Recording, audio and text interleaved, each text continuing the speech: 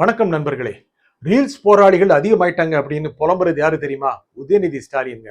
புலம்ப ஆரம்பிச்சிட்டாரு. எல்லா ரீல்ஸ் போடுங்க திமுக காரங்களே அப்படின்னு சொன்னவரு, ரீல்ஸ் போராளிகளைத்தான் சமூகம் கொண்டாடுகிறது அப்படின்னு புலம்பி தள்ளுறாரு.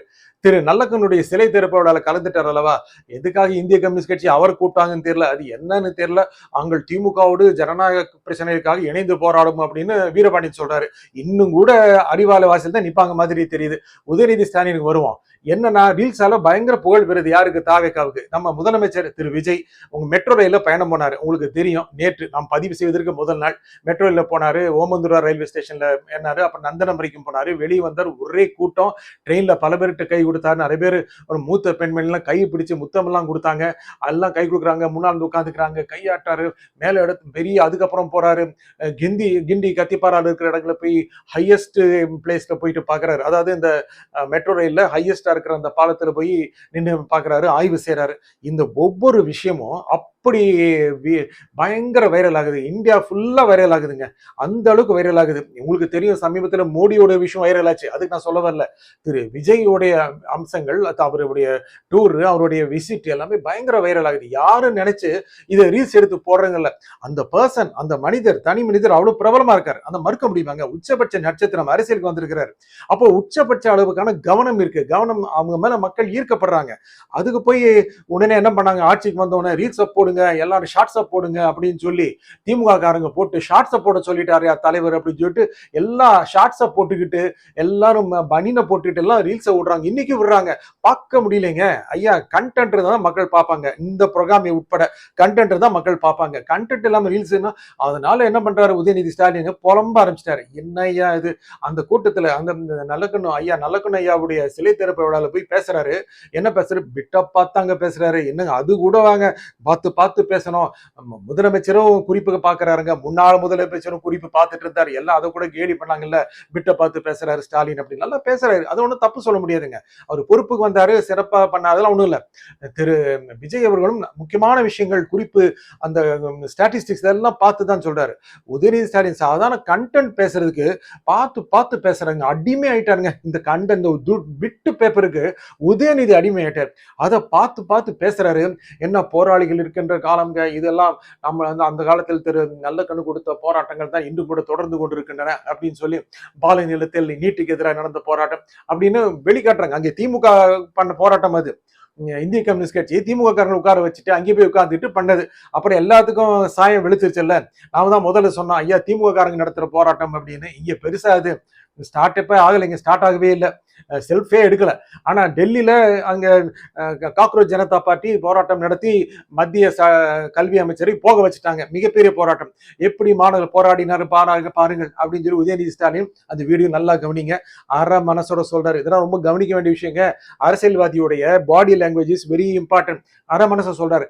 அந்த சிஜேபியை தன் பக்கம் சேர்த்துக்கலாமா வேண்டாமா? சிஜேபியை தான் சிஜேபியா இப்படின்னு காக்ரோச் ஜனதா பார்ட்டி அங்கே தமிழ்நாட்டில் இங்கே செல்ஃப் எடுக்கலைங்க. காக்ரோச் ஜனதா பார்ட்டிக்கு இளைஞர்கள்லாம் தாவேக்காக்கு ஆதரவா மாறிட்டாங்க. இங்கே இந்திய கம்யூனிஸ்ட் கட்சியும் மார்க்சிஸ்ட் கம்யூனிஸ்ட் கட்சியும் அவங்க பின்னால் இருக்கின்ற திமுக ஆதரவாளர்களும் அவர்களுக்கு பின்னால் இருக்கின்ற பாஜக அனுதாபிகளும் எல்லாம் சேர்ந்துட்டு ஒரு தளத்தை அமைக்க பாக்குறாங்க. அது வந்து இங்க செல்ஃப் எடுக்கல.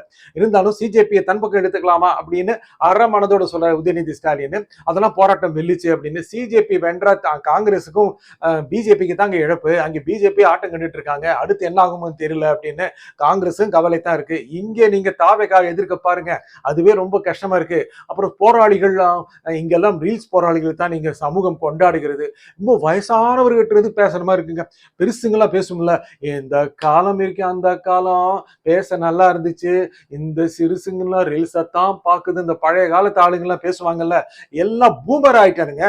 என்னங்க உதயநிதி இப்பவே எங்க பொலிட்டிக்கல் ஏஜ் ரொம்ப கம்மிங்க. அவர் பொலிட்டிஷியனா ஏஜ் கம்மி தான். பூமர் மாதிரி பேசுறாரு. என்னையா ஒரு தேர்தல்ல தோத்த உடனே 3 மாசத்துல பூமர் ஆயிருவீங்களா? இவ்வளவு வயசாயிருமா? இப்பதான் 2 மாசம் முன்னால ஜென்சி எல்லாம் சேர்ந்துட்டு ரீல்ஸ் எல்லாம் போட்டாங்க திமுகல. அங்க போய் இப்ப புலம்புறாரு. ரீல்ஸ போடுங்கப்பா, நீங்க பாப்புலர் இருந்தா கண்டென்ட் இருந்தா மக்கள் பார்க்க போறாங்க. திரு விஜய் பல்வேறு இடங்களுக்கு போறாரு, ஆய்வு நடத்துறாரு அப்படின்னா அவர் மேல ஈர்ப்பு இருக்கு, மக்கள் பாக்குறாங்க, என்ன செய்தாலும் கவனிக்கிறாங்க. முதலமைச்சருங்கிறது ஒண்ணு, ஒரு உச்சபட்ச நட்சத்திரமா இருந்து அரசியலுக்கு வந்துருங்கிறதுக்காக மக்கள் பாக்குறதுக்காக ஆர்வம் காட்டுறாங்க. அந்த மாதிரி இருக்கும்போது நாங்களும் ரீல்ஸ் விழுவோம் சொல்லிட்டு ரீல்ஸே திட்டுறீங்களா? அப்ப உங்க ரீல்ஸ் யாராவது பாப்பாங்களா? நீங்களே சொல்லுங்க. ரீல்ஸ் போராளிகள் தான் சமூகம் கொண்டாடுகிறது அப்படின்னா உங்க ரீல்ஸ் யாராவது பார்ப்பாங்களா சொல்லுங்க. உங்க ஆளுலாம் ரீல்ஸ் போறது நிறுத்த சொல்லுங்க. தலையும் சரியா ஃபோக்கஸ் பண்ண மாட்டேங்கிறாங்க. இதுக்கு தனியா ஒரு கூட்டம் நடத்தி ட்ரைனிங்காவது கொடுக்கணும். அதுக்கு அவங்க செட் ஆக மாட்டாங்களே, இதுக்கு சரிப்பட்டு வர மாட்டாங்க மாதிரி தெரியுது. என்னைக்கு பண்றது? எல்லாரும் சோர்ந்து போயிட்டாங்க. ஏன்னா இந்த அரசு வந்த பிறகு அண்ணா திமுக டெய்லி ஆஃப் ஆயிட்டு இருக்கு. திமுக ஆஃப் ஆகிற மாதிரி தெரியுது. பல்வேறு வழக்குகள் வேற துரத்திட்டு இருக்கா. அந்த மூத்ததுக்கெல்லாம் சைலண்ட் மோடுக்கு போயிட்டாங்க. இதுல போய் ரீல்ஸ் ஏறி யங்ஸ்டர் தான் போடணும். யங்ஸ்டர்ஸ் என்ன பண்ணலாம், இருக்கலாமா வேண்டாமா நினைக்கிறாங்க. ஐயோ தலைவர் துணை அவர் வந்து எதிர்கட்சி தலைவர் ரீல்ஸ் எல்லாம் போட சொல்றாங்க. அப்பப்போ உஸ்பேரி பண்றாங்க தவிர அதுக்கப்புறம் ஆர்வத்தை விட்டுறாங்க. கண்டென்ட் கொடுக்கணுங்க, மக்கள்கிட்ட கண்டென்ட் கொடுங்க. என்ன விஷயங்க சொல்லுங்க. எதிர்ப்புங்க. ஆளுங்கட்சிக்கு நிச்சயமாக எதிர்கட்சி வலுவாக இருக்க வேண்டும். இப்போ நீங்க ரீல்ஸ் போய் திட்டிட்டு இருந்தீங்க அப்படின்னா இவங்க எப்படி வந்தாங்க தெரியுமா? வந்துட்டாங்கல்ல, ஆட்சிக்கு வந்துட்டாங்கல்ல, அவங்க என்ன செய்யறாங்கிறது ஆக்கப்பூர்வமா பேசுங்க. அப்பதான் அவங்களும் பதில் சொல்லுவாங்க. மக்களுக்கு போய் சேரணும். ஆளுங்கட்சியோ எதிர்கட்சியோ யாருக்காக பயனுள்ளவர்களாக இருக்க வேண்டும்? அவர்கள் மக்களுக்கு பயனுள்ளவராக இருக்க வேண்டும். அதுதான் மக்கள் எதிர்பார்க்கிறார்கள். நீங்க அடுத்தது நீங்க கூட முதலமைச்சர் ஆகலாங்க. ஆனா அதுக்கு தகுந்த மாதிரி பேசணும் இல்ல. எதிர்கட்சி சும்மா திட்டிட்டே இருந்தீங்க முடியுமா? என்ன பண்றாங்க அப்படிங்கறத பாருங்க. எல்லாரும் ஒன்று சேர்ந்து ஆர்ப்பாட்டம் நடத்த வாருங்கன்னு ஸ்டாலின் சொல்றாரு. எதிர்கட்சிகள்லாம் யார் யார் தாவேக்காவை எதிர்க்கிறார்களோ எல்லோரும் வாருங்கள் அப்படின்னு இப்பவே கூட்டு சேர்றாங்க. தாவேக்காவை எதிர்ப்பதற்கு, ஒரு கட்சி எதிர்ப்பதற்கு, ஒரு தனி மனிதனை, ஒரு தனி முதலமைச்சரை எதிர்ப்பதற்கு அத்தனை கட்சிகளும் கூட்டு சேரணுமா? இது உங்க பலவீனத்தை காட்டல. கூட்டணிகளால் தான் திமுக பலம் பெற்றது அப்படின்னு எல்லாரும் கடுமையா விமர்சனம் பண்ணிட்டு இருந்தாங்களே. இப்போ கூட்டணியில அந்த பழைய கட்சியெல்லாம் கூப்பிடுறீங்க, வந்துட மாட்டாங்களா? ஒரு வேலை இந்த ஆர்ப்பாட்டத்துக்கு வந்துட்டாங்க அப்படின்னா தாவேக்கா கலகலத்து போயிடும் அப்படின்னு நினைக்கிறாங்க. ஐயா ஏற்கனவே 7 சீட்டு காலியா கிடக்கு. இன்னும் கூட நிறைய டிக்கெட்டுக்கெல்லாம் போகுது. அண்ணா திமுக இருந்தே போகிற மாதிரி தெரியுது. இன்னைக்கு நிலைமையில பொறுத்த வரைக்கும் திரு விஜயோடைய அரசு பெரும்பான்மையோடு தான் இருக்கிறது. என்னன்னா எம்எல்ஏ கணக்கு குறைஞ்சிருச்சு. நாளைக்கு தேர்தல் வந்து அவங்களும் நிறைய சீட்டு ஜெயிச்சிட்டாங்க அப்படின்னா நீங்க ஒண்ணுமே செய்ய முடியாது. 5 வருஷம் வெறும் சைலண்ட் தான். இப்போ வந்து ஆக்கப்பூர்வமா பாருங்க. என்ன காவிரியா, மேகதாது பிரச்சனையா, இல்ல வந்து சூப்பர் ஸ்பெஷல் டாக்டர்ஸ் பத்தி பிரச்சனையா, எல்லாத்த பத்தி பேசுங்க. மக்களுக்கு போய் சேரட்டும். மக்கள் ரொம்ப விழிப்போடு இருக்காங்க. சிறந்த ஆட்சியாளர்கள் மட்டும்தான் வாய்ப்பு தந்து இருக்காங்க. திரு விஜய் அவர்களை நடிகர் என்பதற்காக வந்து ஆட்சியில் அமர்த்தவில்லை.